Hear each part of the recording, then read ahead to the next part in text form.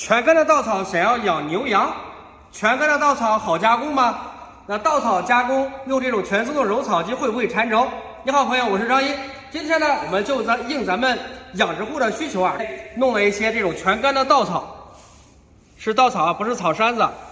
然后呢，我们用后边这台4.8吨的全自动揉草机呢，给您测试一下。您先看一下这个机械整机有多大，整机长度呢195公分。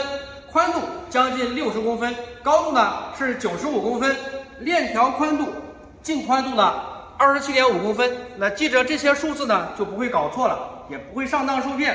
那像这种全自动揉草机啊，很多养殖户担心的就是加工清秸秆会不会堵料，加工效果是不是不行？那加工这种全干的稻草会不会缠轴？今天呢，我们把这两种料啊都准备了一些，我们来看一下这台机器的实际表现怎么样，看看呢到底适不适合咱们养殖户使用？我们直接启动。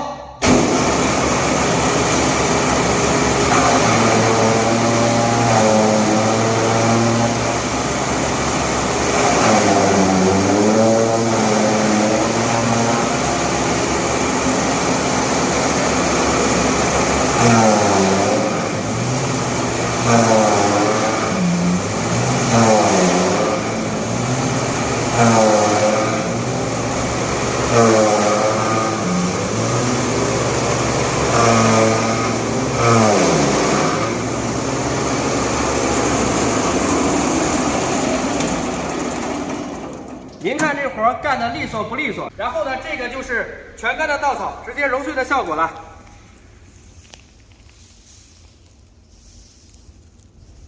这边，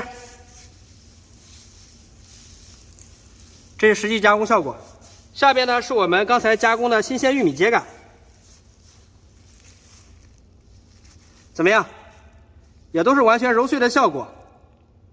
那近一些的地方加工效果怎么样呢？